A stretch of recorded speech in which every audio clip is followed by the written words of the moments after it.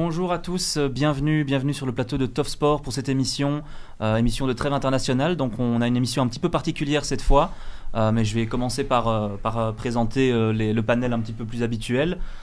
Ici à ma droite, nos deux internationaux, nos deux ex-Diables Rouges. Je suis sûr que s'ils jouaient à l'heure actuelle, ils pourraient faire un petit peu mieux que ceux qui ont joué la semaine passée, mais ça c'est un autre débat. Philippe Van de Waal et Bertrand Crasson. Bonjour. Salut. Et à ma gauche, Julien de Noël, journaliste pour Sud Presse et pour Belga, qui suit le RWDM. Et je suis sûr aussi qu'il y a certains joueurs du RWDM qui pourraient faire mieux que certains Diables Rouges. Sûrement, oui. C'est un autre débat aussi. Et donc, pour notre invité spécial, monsieur Paul Van den Bulck, ancien président de l'Union belge, qui nous fait le plaisir et l'honneur d'être là. Donc on va parler un petit peu moins sport, moins football et plus coulisses du football, parce que c'est le sujet qui nous occupe aujourd'hui. C'est ce que vous avez beaucoup dénoncé. Je pense que vous le dénonciez déjà pendant votre présidence, et c'est ce qui vous a peut-être valu quelques discussions houleuses, et c'est ce que vous dénoncez depuis. Le mois passé, je pense, dans Trends Tendance, donc le magazine du Vif, si je ne me trompe pas, Trends. Roularta, ouais. De Roularta, oui, vous avez écrit une carte blanche dans laquelle vous appelez à une meilleure gouvernance du football belge, à probablement plus de gouvernance, à une gouvernance qui soit moins d'entre-soi. J'ai l'impression que c'était le thème surtout de cette carte blanche. Moins d'entre-soi et moins d'omerta. Moins d'omerta, voilà. Donc voilà, monsieur Van den Bulck, je vais juste d'abord vous demander un petit peu de résumer la situation. C'était en 2023 que vous avez quitté l'Union belge, si je ne me trompe pas, après un peu moins d'un an de présidence. Et voilà, d'abord, ce qui vous a poussé à démissionner. Et est-ce que vous avez l'impression qu'en un peu plus d'un an maintenant, bien, les choses aient tellement évolué dans les coulisses de notre football belge? Mais tout d'abord, j'aimerais vous remercier pour l'invitation. Ensuite, pour vous expliquer les raisons pour lesquelles j'ai démissionné, je pense que c'est important que vous connaissiez le contexte dans lequel je suis rentré, parce que les deux sont liés. Donc, je suis rentré comme administrateur indépendant en 2021, donc j'ai eu 2 ans à la fédération, à l'Union belge. Et c'était sur base d'une procédure par chasseur de tête, donc c'est un engagement. Je n'ai rien à voir avec le football, absolument rien à voir avec le football. Et donc ce qu'on cherchait, c'était des administrateurs indépendants qui étaient là pour défendre la gouvernance et l'intérêt général, parce que le football, à l'Union belge, l'intérêt général n'était pas ce qui prévalait toujours. Alors, on sortait du scandale FIFA, l'affaire FIFA. Le foot qui est en Belgique, alors? Non. Donc d'abord, l'acquisition des Coupes du Monde Russie-Qatar, qui est un grand scandale et qui, il faut être clair, ça fait partie de la culture du football et ça remonte avant la Russie. Et c'était le début du Footballgate. Et donc, on recherchait quelqu'un qui était indépendant, qui pouvait tenir compte de l'intérêt général, qui connaissait les règles de bonne gouvernance. Et il y avait aussi, on va être clair, il y avait une caution gouvernance et il y avait une caution antiracisme, puisqu'on sait tous que le football est quand même malade du racisme. Et donc, je suis d'abord rentré comme administrateur indépendant. À l'époque, Mehdi Bayat, qui était inquiété dans l'affaire du Footballgate, ne pouvait pas se représenter comme président, et Robert Huygens est devenu président. Robert Huygens a un profil particulier, il était assistant social dans une prison, donc c'est un très gentil monsieur, mais je veux dire, techniquement, c'est pas quelqu'un qui a les épaules, j'ai envie de dire, suffisamment larges que pour tenir un conseil d'administration, la Pro League, etc. Et donc, je rentre dans ce contexte, Footballgate. Je rentre dans un contexte aussi où il y a eu un contrôle fiscal de l'Union belge, contrôle fiscal qui est avec une chape de plomb, j'ai envie de dire. Vous rentrez dans le conseil d'administration, vous posez des questions et vous êtes le conseil d'administration. Donc, juste pour rappeler pour vos auditeurs, le but d'un conseil d'administration, c'est de contrôler le comité de direction. C'est pas de gérer les choses de manière journalière. La bonne gouvernance, c'est ça. Vous avez un comité de direction, un CIO qui gère au quotidien. Il doit rendre des comptes à un conseil d'administration qui a un pouvoir d'investigation. Il peut poser toutes les questions, mais il ne va pas gérer au quotidien. Il va voir si les choses sont bien gérées. Et c'est le conseil d'administration qui fait rapport à l'Assemblée générale. C'est comme ça dans toutes les ASBL, dans toutes les sociétés. Et on a beau me dire que dans le football, c'est différent. La loi s'applique de la même manière à tout le monde. Et donc, c'était quelqu'un qui n'avait pas, je reviens à Robert Huygens, il n'avait peut-être pas les épaules assez larges, mais toujours est-il, je me rends compte en rentrant comme administrateur indépendant qu'il y a un certain nombre de tabous. Il y a des questions qu'il ne faut pas poser, le contrôle fiscal, les comptes, moi vu de l'extérieur, ces comptes n'étaient pas absolument transparents. Et puis, Robert Huygens fait son mandat. Moi, je suis dans une phase d'observation. Et puis, il y a un consensus général pour que je devienne président. Moi, je n'ai rien demandé. Je viens de l'extérieur. Je deviens président. Donc, je fais mon boulot de président. Et le boulot de président, vous êtes le chef d'orchestre d'un conseil d'administration. Donc, c'est vous qui allez peut-être plus que les autres, parce que vous êtes le premier dans la file, poser les questions sur le contrôle fiscal, etc. Et donc, le premier problème auquel je suis confronté, c'est le fait que personne ne sait combien gagne le CIO et que personne n'a son contrat. Donc, ce qui est inimaginable dans une société normale, je veux dire, un conseil d'administration doit savoir, puisque c'est le conseil d'administration de l'époque qui a dû signer le contrat. Et donc, ce contrat doit passer de conseil d'administration en conseil d'administration, notamment parce qu'il y a des règles d'évaluation du CIO aussi. Chaque année, on doit évaluer le CIO, lui dire s'il a droit à son bonus, etc. Et donc, je me rends compte, évaluation pas possible, parce que personne ne sait combien il gagne, et on ne sait pas sur quels critères il doit être évalué.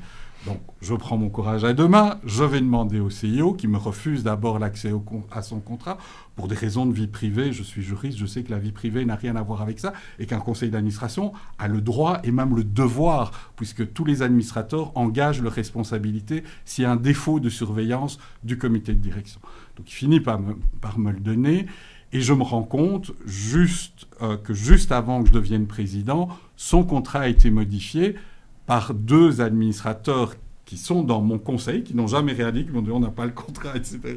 Mais je me rends compte que deux administrateurs ont signé des modifications à son contrat, ce qui ne peut évidemment pas se faire.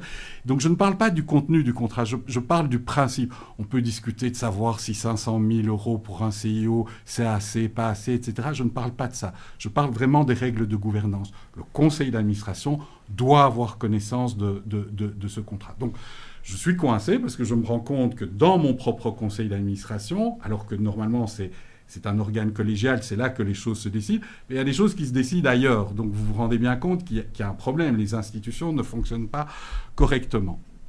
Et donc, je diligente un audit parce que moi, je dois savoir ce qui s'est passé.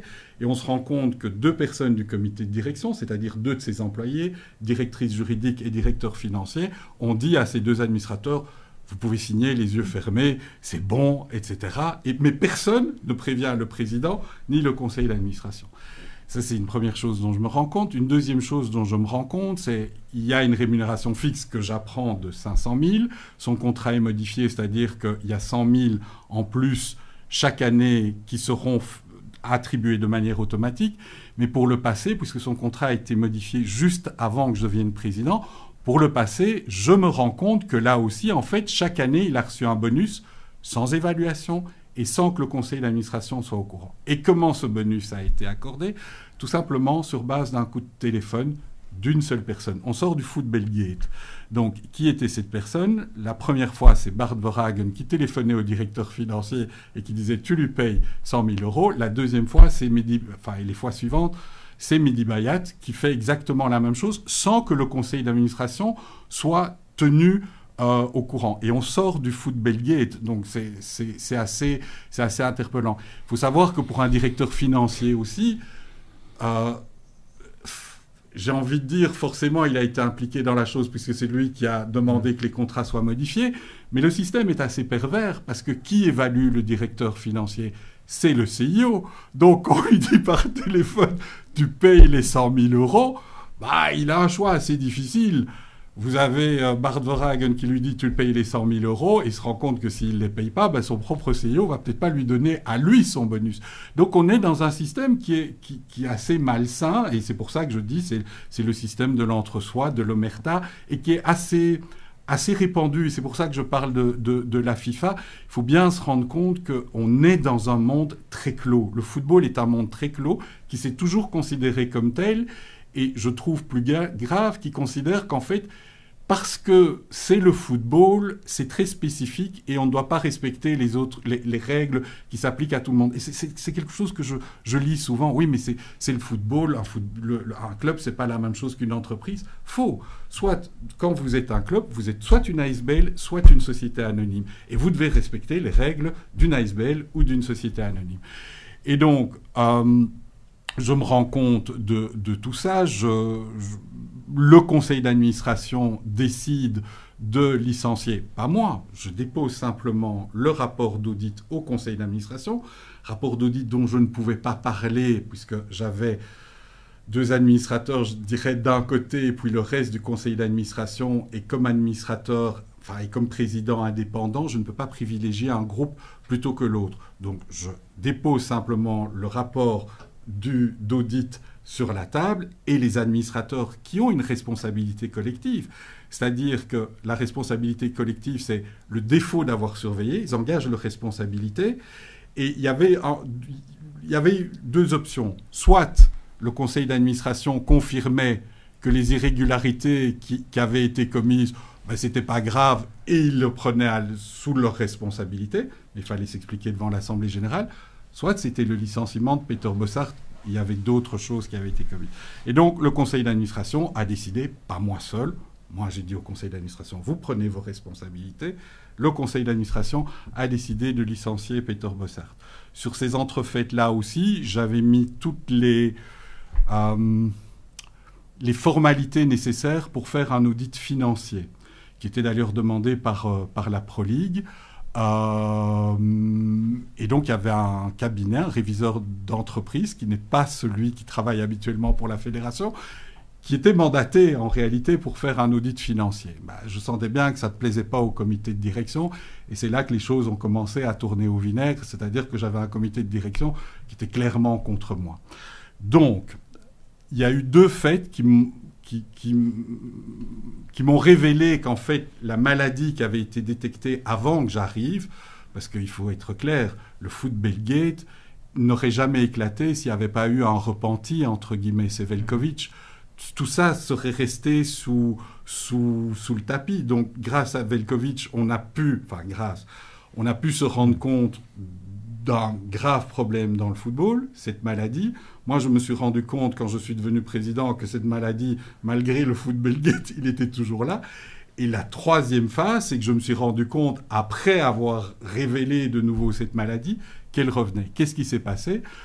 On a mandaté, Manu Leroy est devenu CEO ad interim pour gérer la fédération, et juste quand il est devenu CEO, il n'y avait plus personne qui pouvait faire son évaluation de directeur marketing, puisqu'avant ça, il était directeur marketing. Donc le conseil d'administration, dans son ensemble, a mandaté un administrateur, une personne du conseil d'administration, pour faire l'évaluation de Manu Leroy. Donc moi, cette personne m'est revenue après.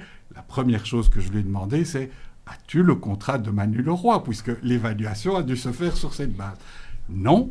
Il a reçu son bonus maximum, mais je n'ai pas le contrat, je n'ai rien à te transmettre. Donc déjà, à ce moment-là, vous vous dites, mais c'est pas possible. J'ai de nouveau quelqu'un dans le conseil d'administration qui retourne dans la même maladie. Et par ailleurs, j'ai un comité de direction qui commence à poser beaucoup de questions sur cet audit, etc. Bon, Peter Bossart est parti quand même avec un gros montant, on va dire. On peut en reparler si vous voulez. Mais les raisons pour lesquelles l'audit était nécessaire, c'est qu'on ne sait pas ce avec quoi le comité de direction est parti aussi de son côté. Et donc, je me rends bien compte que le comité de direction n'a pas forcément envie de cet audit. Et là viennent les accusations. Paul van den Bulck s'est attribué une voiture de société. Et de quoi parle-t-on ? le contrat de BMW, parce que c'est un contrat BMW, c'est un contrat de sponsoring.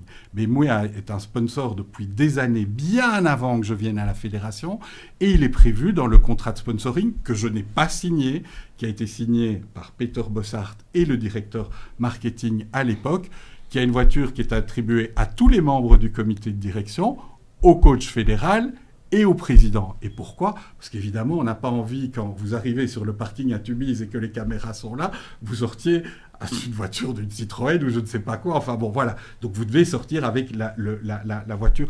Et donc moi, je ne me suis attribué aucune voiture et je m'en fous, je n'en ai pas besoin. Mais il se fait que ça fait partie du contrat de sponsoring. Et la deuxième chose assez hallucinante qui a été... et il y a eu un audit là-dessus. Il n'y a jamais eu d'attribution de ma part, mais ça, la presse ne l'a pas forcément relayé. Et la deuxième accusation qui m'a été faite, c'est que j'aurais eu un comportement intimidant vis-à-vis d'une membre qui était la juriste qui avait fait signer le contrat à 2 administrateurs, que j'aurais eu un comportement intimidant et donc elle aurait déposé plainte contre moi à cet égard-là. Alors, plainte, ça doit être vers Mensura, protection du travail, ça doit être vers le parquet, etc. Moi, à partir du moment... Et la seule chose que je lui ai faite, c'est que je savais qu'elle avait un document, je suis président, j'ai exigé, comme les pouvoirs de n'importe quel membre du conseil d'administration le permettent, j'ai exigé d'avoir un document qui était important pour la fédération. Et elle m'a tout simplement refusé ce document. Je lui ai dit, mais... Vous êtes une employée, je suis président, j'ai le droit d'avoir ce document. Et donc moi, j'ai démissionné parce que je me suis rendu compte en réalité que cette maladie qui avait été détectée, c'est-à-dire des gens qui étaient des électrons libres dans le sens où il y a une connivence ou des accords secrets entre ce qu'on appelle le contrôlé et le contrôleur, il faut une vraie séparation de pouvoir. Le contrôleur doit faire son travail et doit être en mesure de faire son travail. Un conseil d'administration est là pour contrôler un comité de direction.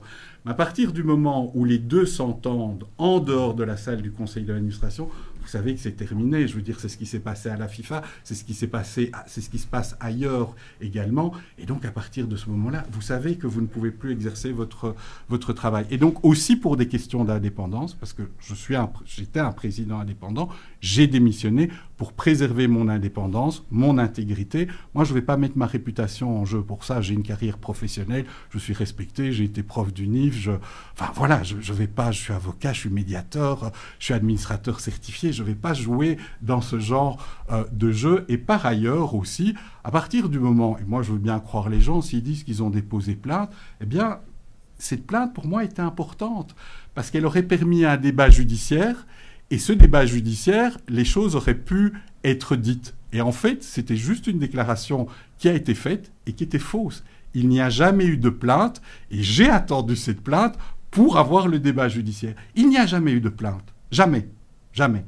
Voilà, donc ça c'est les circonstances de ma démission et les raisons pour lesquelles j'ai démissionné. Quand vous êtes administrateur indépendant ou président indépendant, une des manières d'aller jusqu'au bout de votre mandat, c'est de dire clairement, mais simplement, je ne suis pas d'accord avec ce qui se passe. Et ça se passera donc sans moi. Les accords que vous passez peuvent être critiquables, je n'y prends pas part. Ça, c'est la vraie raison de ma démission. Je ne veux pas prendre part à ce genre d'acte.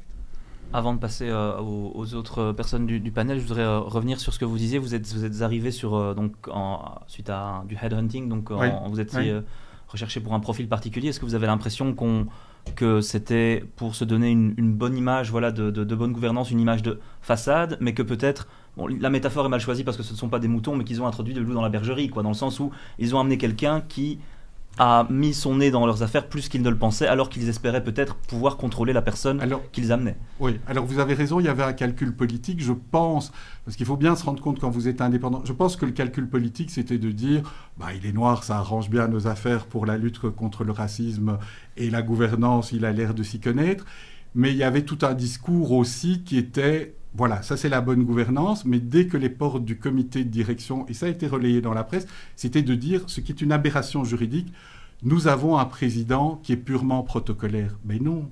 Et ils ont essayé de me faire croire que j'étais... Mais ils ont oublié que j'étais juriste et que je sais que ça n'existe pas un président purement protocolaire, comme un conseil d'administration purement protocolaire n'existe pas.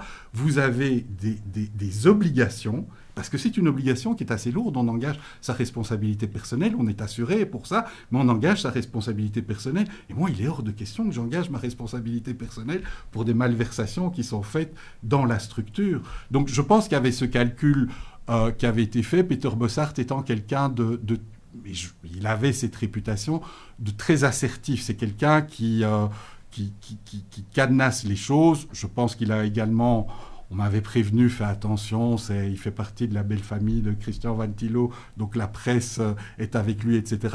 Voilà, donc j'étais prévenu, mais bon, c'est toujours la même chose. Il y a deux manières de réagir dans la vie.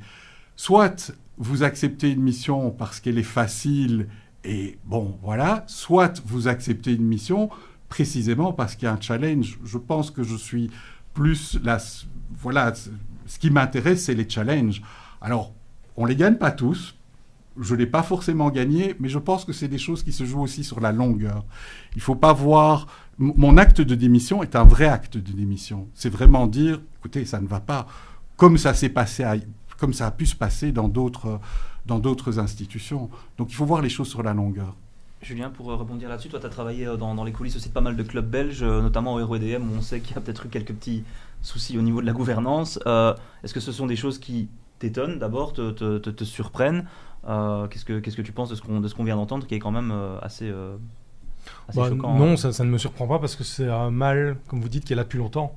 Et finalement, c'est un secret de polichinelle, qu'il y a des dysfonctionnements qui se passent à l'Union belge. Peut-être que les bons résultats des Diables ont occulté ça pendant quelques années, et que maintenant que ça tourne un peu moins bien, on se rend compte que les caisses sont vides, qu'il y a un problème et qu'il faut trouver des coupables. Et donc on gratte peut-être un petit peu plus, mais pas beaucoup. On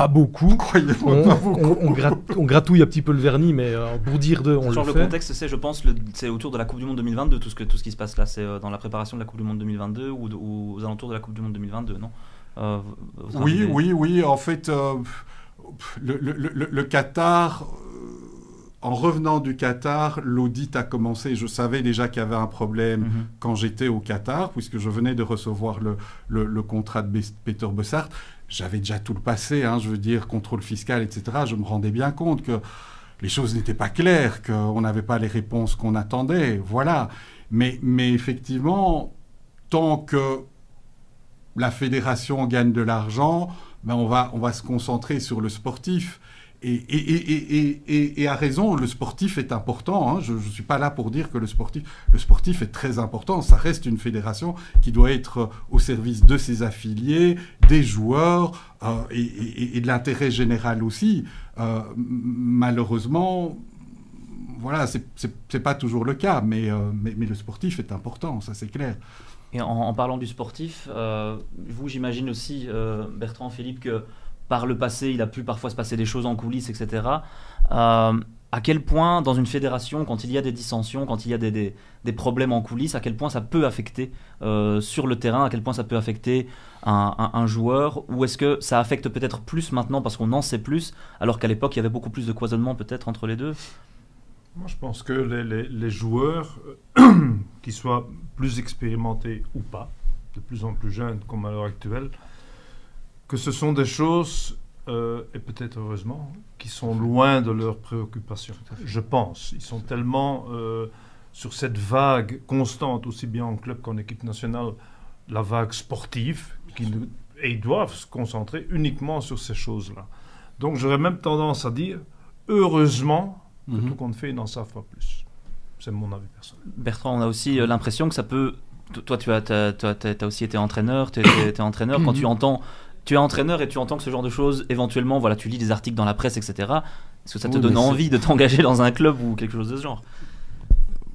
Non, mais moi, j'ai connu ça, bien évidemment. Des clubs, enfin, en Asie aussi, où on parle de corruption, oui, c'est un secret de polichinelle, évidemment, tout le monde le sait. Je veux dire, pourquoi faire l'étonner aujourd'hui quand on sait ce qui se passe avec les directeurs sportifs, avec les entraîneurs, avec les managers et avec les agents.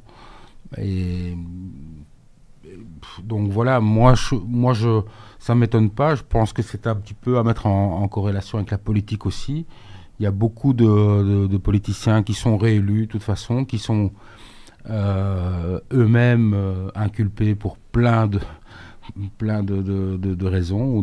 Et ce que je constate, c'est que effectivement, les bonnes relations font qu'il n'y a aucune conséquence. Voilà, tout simplement. On sait très bien que on enterre les dossiers, ou on les fait traîner, ou alors symboliquement on condamne quelqu'un à une petite peine rigolote, mais ça fait partie de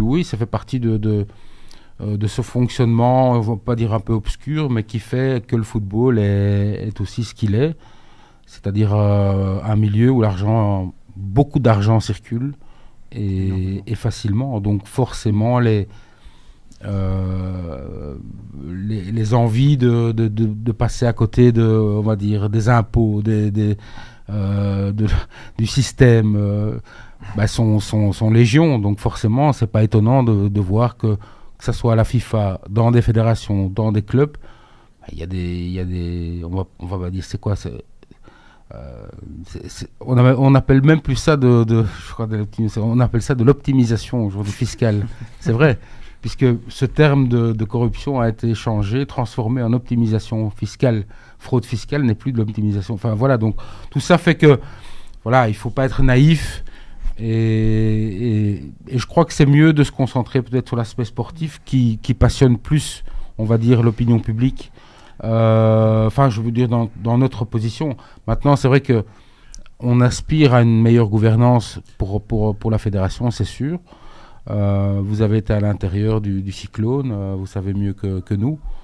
Moi, je veux dire que globalement, de l'extérieur, ça me choque pas. On sait très très bien qu'il se passe des choses et il s'en passera encore. Oui.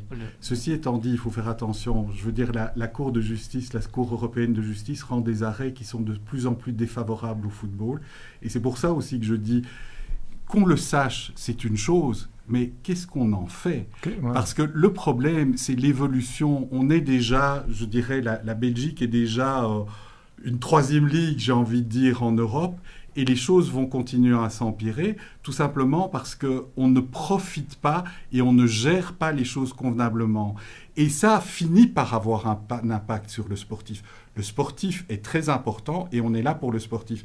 Le modèle du football européen, il est basé, c'est un article du traité, je vais vous en faire, je ne vais pas le citer pour ne pas assommer vos auditeurs, mais on a un modèle de football européen qui est fondé sur un cercle vertueux, c'est-à-dire que le football amateur nourrit le football professionnel et le football professionnel rend ce qu'il a reçu au football amateur. Et derrière ça, le traité protège, parce que en fait, le football, c'est une entente. C'est une entente, c'est un cartel, en fait, mais qui est permis par les traités européens parce qu'il y a une finalité sociale, éducative, qui a pas mal de volontaires. Et le problème qu'on a avec la manière dont le football est géré aujourd'hui, et on le voit avec les arrêts de la Cour de justice, il n'y a que le football qui est convaincu qu'il vit en dehors du droit. Simplement, le droit est occupé à rattraper le football. D'un point de vue droit pénal, d'un point de vue droit européen, tous les derniers arrêts de la Cour de justice ne sont pas en faveur du football tel qu'il était protégé dans le modèle européen. Et on va se diriger tout doucement, et je peux comprendre un juge de la Cour de justice, vers un autre football, parce que tout simplement, le football n'a pas été capable de montrer qu'il était en mesure de défendre ce projet européen. Et donc, l'affaire Super League est un bon exemple. On risque de se diriger vers un football qui sera de plus en plus un football business, qui ne sera plus le modèle européen. Et quelle sera la place de la Belgique dans ce football-là ? Moi, je ne lis pas dans l'avenir, je n'ai pas une boule de cristal. Mais on risque d'avoir, on a déjà la première ligue en Europe qui est déjà sur une autre planète, on a certains pays qui sont sur une deuxième planète, et nous, on commence à perdre du terrain. Alors, on peut l'accepter, mais voilà, c'est ça. Il y a une conséquence. Je vois aussi, quand on dit il n'y a pas vraiment de conséquences, et je trouve ça très bien. Hein. Moi, je ne suis jamais rentré dans le sportif, parce que justement, à l'époque de Martinez, et c'était ma vision, le sportif reste le sportif. Et les footballeurs doivent se concentrer sur leur boulot. Mais il y a quand même des conséquences. Quand je lis dans la presse aujourd'hui, ça me fait quand même un peu mal au cœur, quand je lis dans la presse aujourd'hui, bon, Piet van den Dries, personnellement, je ne pense pas qu'il ait démérité. Mais qu'est-ce qui se passe?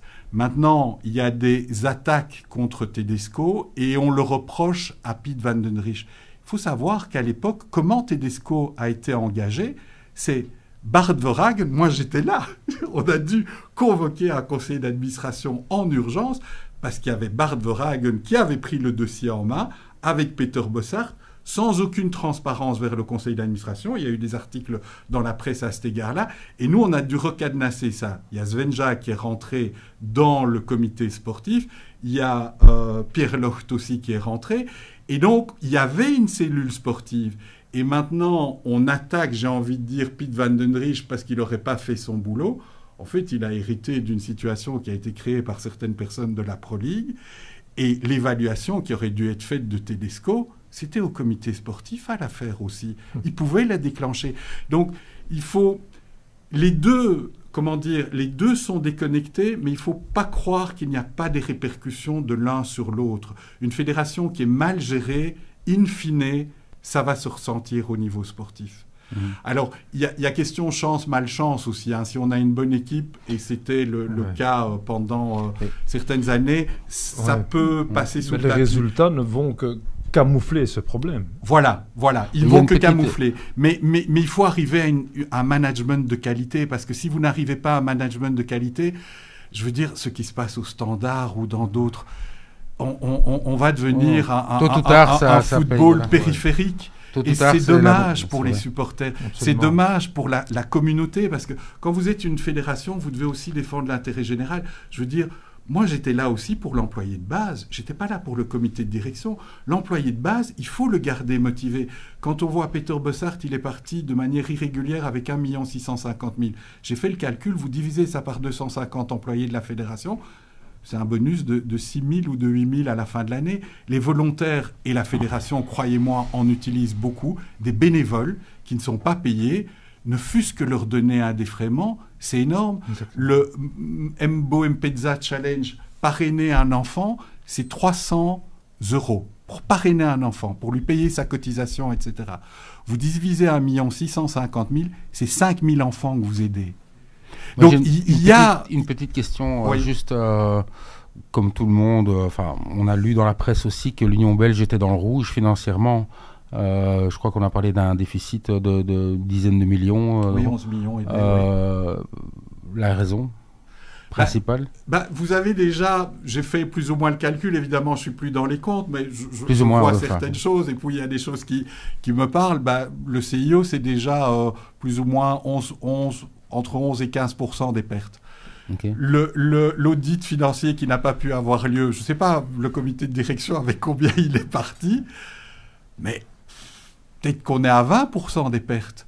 Vous cumulez ça avec les années, je vais prendre... Alors, ce n'est pas la FIFA. La FIFA, on parlait de 1 milliard quasiment de corruption. Le FBI en a récupéré 300 millions.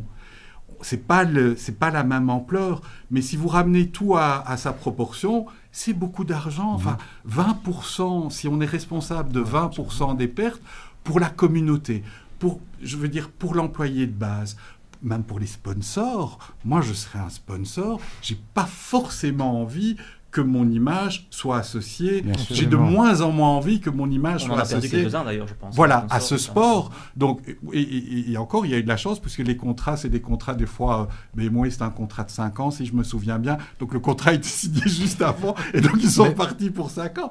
Mais il y a des répercussions sur la communauté. Et je veux dire, les amateurs, les bénévoles, l'employé de base, les sponsors, il y a plein d'enfants. Et la situation à Bruxelles... je veux dire, est assez exemplative, mais elle existe ailleurs. Il y a plein d'enfants qui ont du mal à payer les cotisations, l'équipement, etc.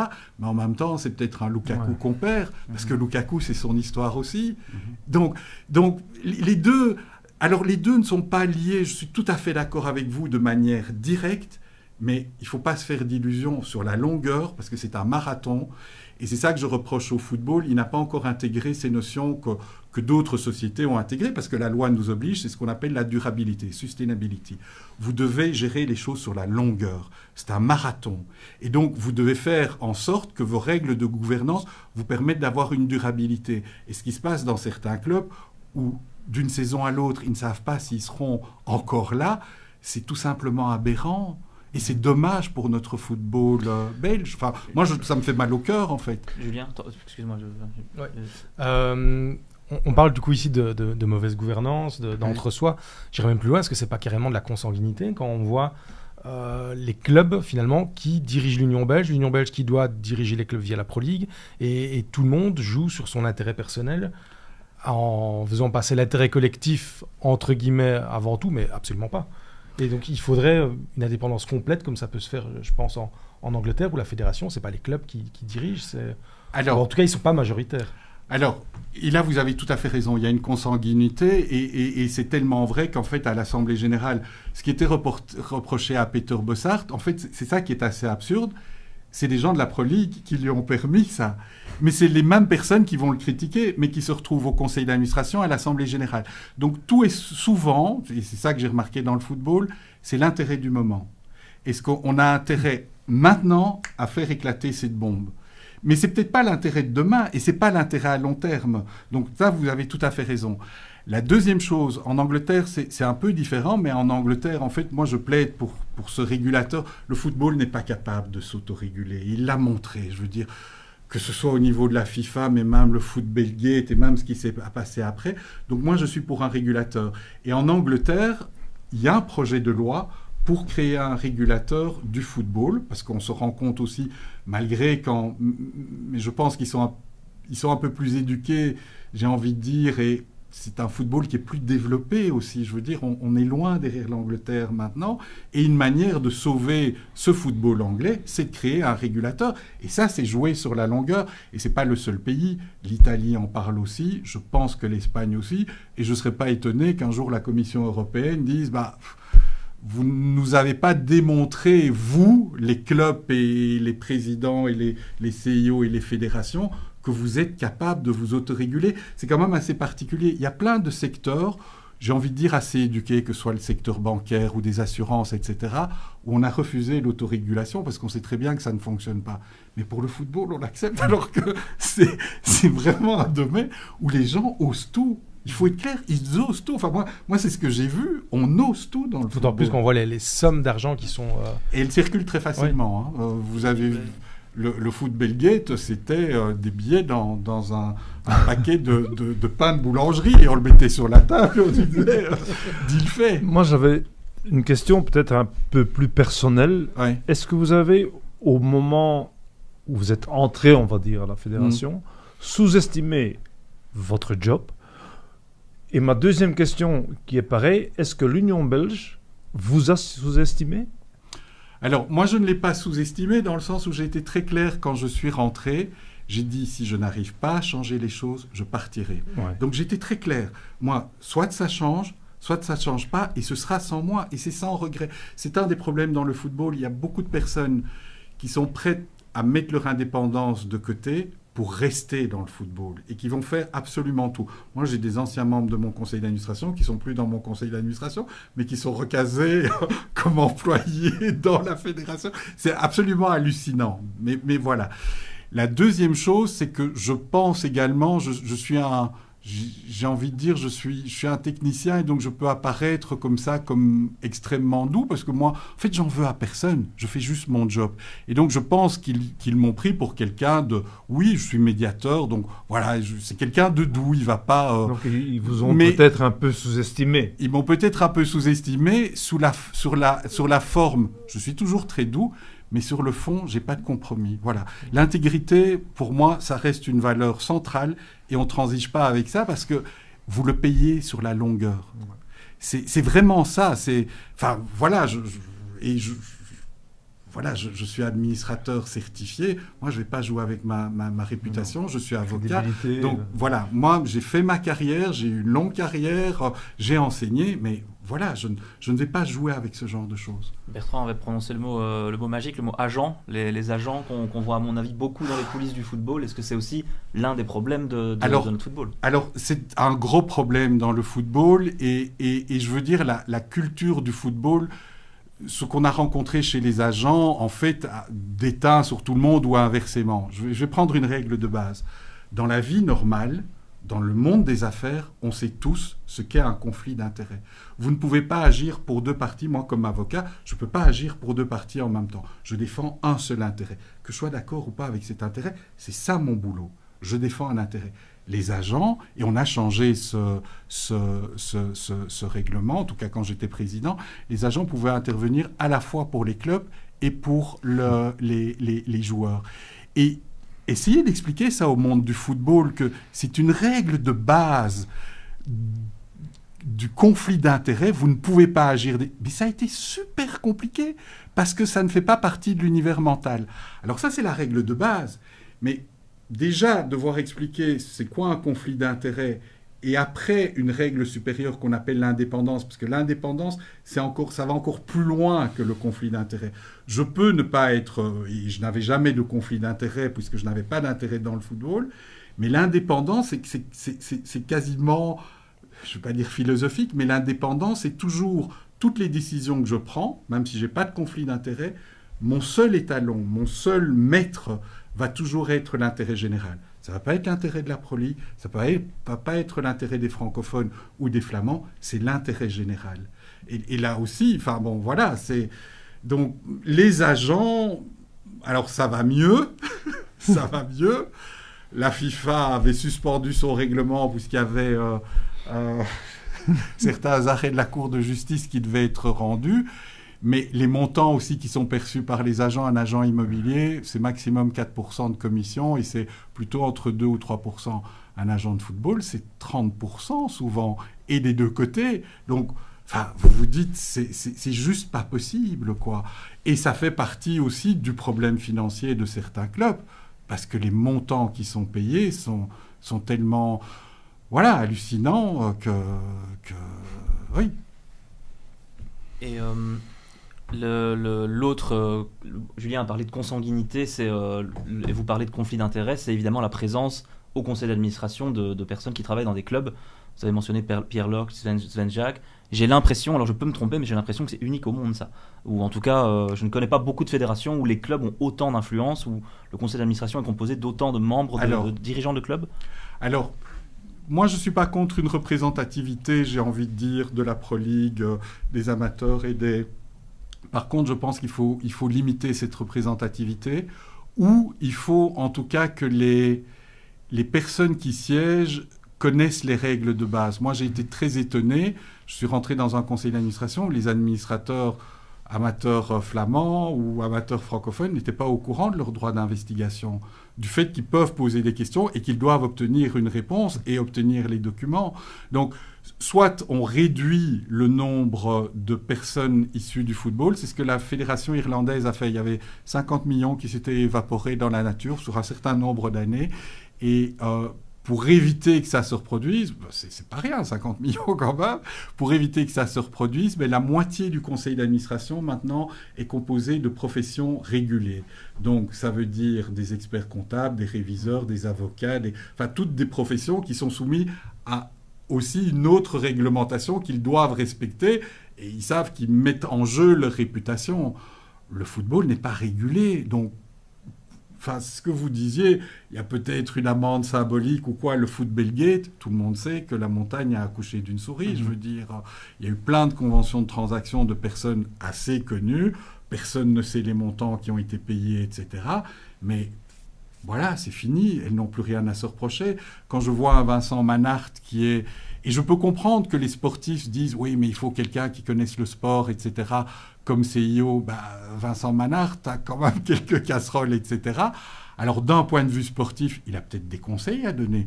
Il pourrait peut-être être un directeur sportif, mais être le CIO de la fédération, je trouverais ça très particulier, surtout à une époque où on plaide pour une bonne gestion, on plaide pour de la longueur, etc.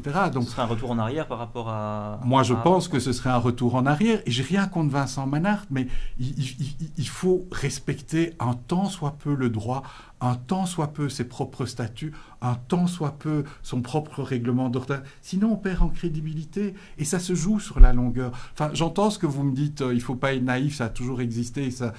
Mais est-ce qu'on peut continuer à vivre comme ça? Ça, c'est la question. Est-ce qu'il y a un moment où il ne faut pas dire, bon, maintenant, ça suffit, et on essaye de créer autre chose et d'avoir un football qui... Je ne pense pas, parce que je crois qu'avec, pour mettre en corrélation avec l'art, par exemple, le football, c'est un des seuls milieux où c'est basé sur... Ce n'est pas basé sur des critères objectifs. En fait, la valeur d'un joueur, la valeur l'attention d'un match, etc. Puisqu'on est dans les motifs, on est dans l'émotion, souvent dans le football. Donc, il n'y a pas de critères objectifs vraiment.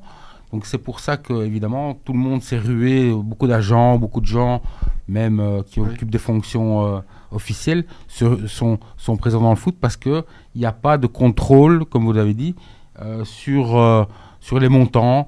Il n'y a pas de critères objectifs pour évaluer quelqu'un. Je pense que c'est ça aussi. Mais vous avez des belles success stories. Je vais prendre ça. Un club dont je prends toujours en exemple, c'est la Louvière, qui chaque année monte et qui est gérée, mais au cordeau. Oui. Et eux, croyez-moi, ils vont jouer sur la longueur. La seule question qui va se poser avec ce club, c'est est-ce qu'ils vont être, à un certain moment, rattrapés par cette nasse, ce marécage, mais croyez-moi, sur la longueur, et il y en a d'autres. Ils travaillent bien, mais alors il faut parler de Tubize aussi, qui a dégringolé, Lokeren, etc. Tout à fait. Mais ça, c'est la mauvaise gestion. Oui, mais il y en a beaucoup quand même qui ont disparu aussi. En ce moment, qui est en train de... Mais moi, je suis pas pour... Alors, c'est vrai, ce que vous dites, il y a la partie émotion, mais cette partie émotion, vous ne pouvez l'offrir à long terme à vos supporters que si vous gérez bien les choses. Comment est-ce que vous pouvez c'est très très bien. Moi, je suis aussi pour la transparence, la bonne gouvernance, etc. Comment est-ce que vous pouvez plaider, puisque vous êtes avocat en l'occurrence, pour la bonne gouvernance, alors qu'il y a la multiplication maintenant des investisseurs étrangers dans notre championnat, qui sont évidemment, tout le monde l'a bien compris, évidemment, pas l'exemple même de la meilleure gouvernance. Mais justement, ils viennent ici pour une certaine raison. Tout à fait, blanchiment, PSG, etc. Mais voilà. c'est justement le projet de loi. En Belgique aussi, il y en a tout beaucoup. À fait. Voilà. Mais c'est justement le projet de loi qu'il y a en Angleterre, c'est protégeons notre football. Mais pour protéger son football, il faut aussi être exemplaire. Et donc, un régulateur, c'est une des tâches du régulateur, c'est éviter ce genre de choses. Parce que... Soyons clairs, le Qatar, mais c'est catastrophique ce qui s'est passé. Vous imaginez les montants qui ont été payés pour corrompre certaines personnes?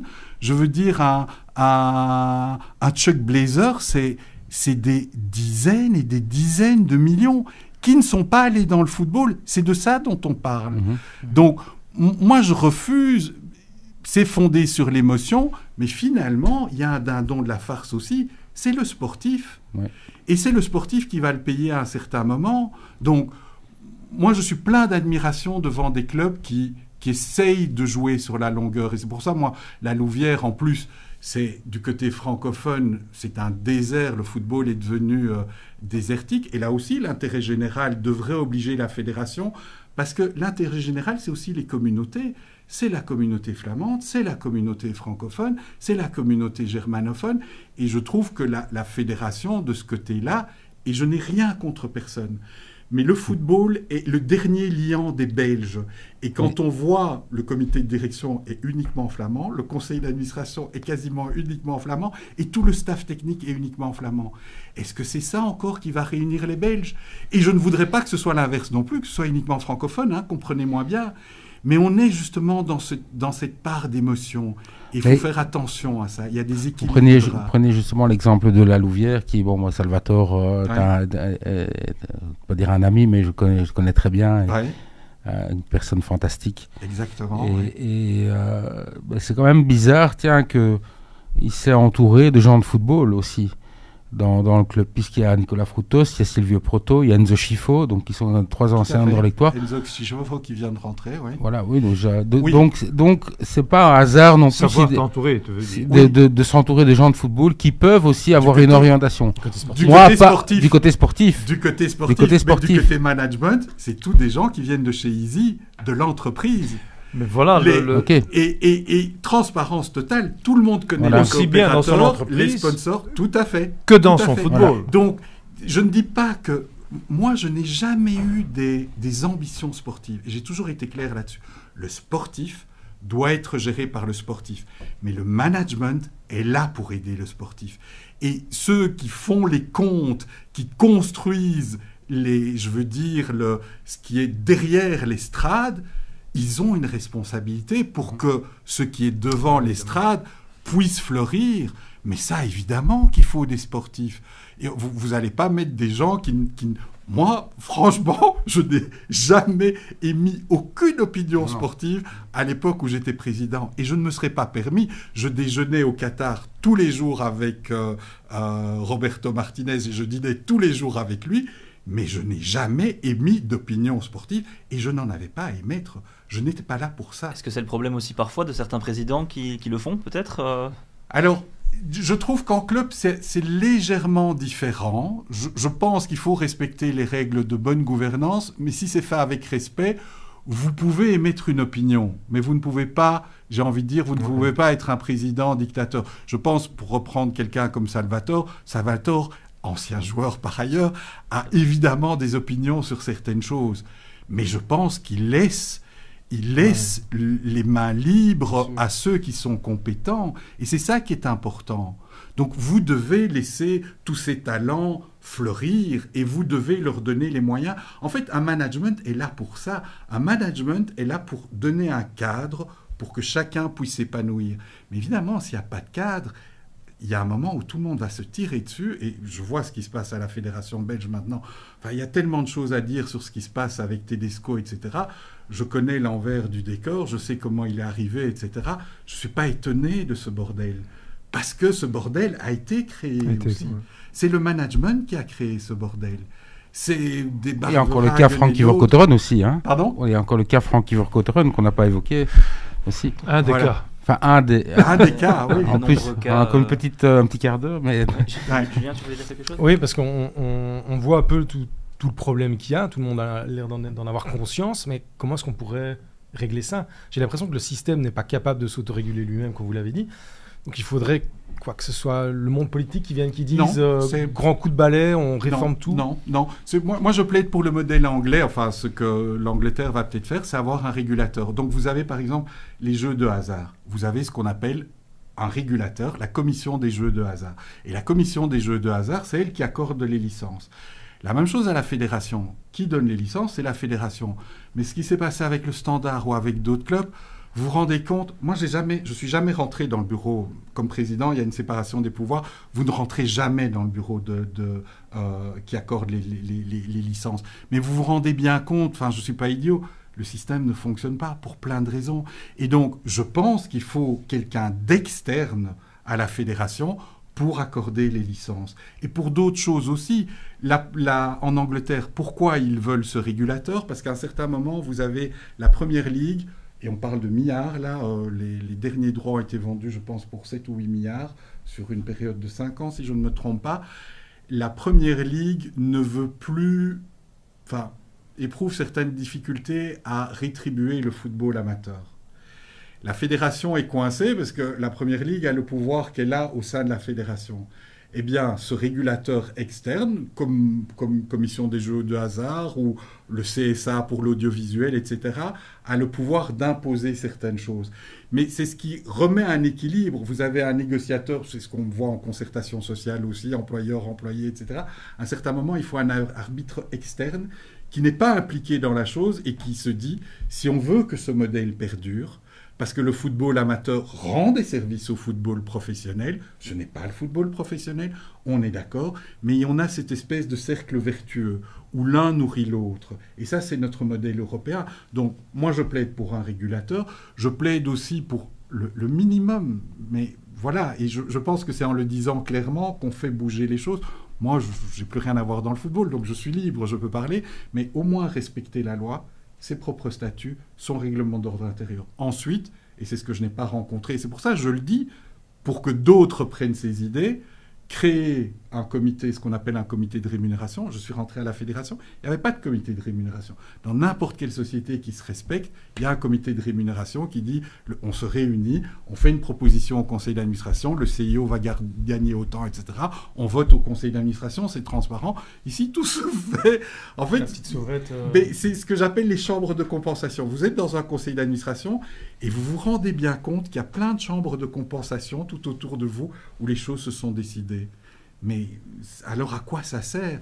Et le comité d'audit, c'est un comité, vous avez ça dans la plupart des sociétés, c'est un comité qui est chargé, comme ça le conseil d'administration ne doit pas le faire tout le temps, il y a 2-3 personnes qui sont chargées de faire des audits internes et puis qui rapportent au conseil d'administration. Donc ça, c'est la deuxième chose. Enfin, c'est un autre axe. Si on additionne... Mais tout ça, j'ai rien inventé. Hein, c'est des choses qui se font ailleurs. Hein. Il y a juste que le football dit, bah non, nous, on est différents, on n'a pas besoin de ça. Bah oui, vous en avez besoin. Et la dernière chose, c'est ce que a fait la fédération irlandaise, c'est avoir beaucoup plus d'indépendants. Il faut bien se rendre compte... En fait, il y a un problème quand vous êtes indépendant, et ça, là, je l'ai sous-estimé, c'est que vous rentrez dans un monde où vous n'avez pas les connexions. Donc, vous voulez être totalement indépendant, mais vous n'avez pas les relais. Par contre, tous ceux qui sont autour de la table, je veux dire, vous sortez du conseil d'administration, le téléphone chauffe, et c'est ce que j'appelle les chambres de compensation, ils se mettent d'accord. Mais moi, je n'avais pas les relais. Donc, quand il faut une masse critique d'administrateurs indépendants, donc 50%, c'est ce que la Fédération irlandaise a fait, vous permet d'avoir une masse critique et de ne pas apparaître seul, j'ai envie de dire, parce que vous essayez d'aider la Fédération, mais vous êtes quand même assez seul. Si vous êtes à 50% à vouloir aider, vous pouvez... C'est jamais... Vous pouvez, et c'est ce que la Fédération irlandaise a fait, et je pense qu'elle l'a fait avec un certain succès. Ben on va s'arrêter là-dessus. Juste une petite dernière question peut-être. Est-ce qu'on vous reverra dans le football si vous en avez l'occasion? À la Louvière. Vous en avez à la Louvière. Écoutez, moi je continue à bien aimer le football, donc je vais voir et je suis invité de temps à autre à voir des matchs, donc je continue à aller voir les matchs, oui. C'est déjà ça. C'est peut-être le plus simple en fait, franchement. Voilà. Non, voilà. Merci ça reste beaucoup. un merveilleux sport, hein, et la liesse populaire, etc. Tout ça pour moi c'est important. Encore merci beaucoup pour votre présence et pour cette longue discussion. Et merci aux autres avec qui on va parler des Diables maintenant un petit peu et du terrain du coup.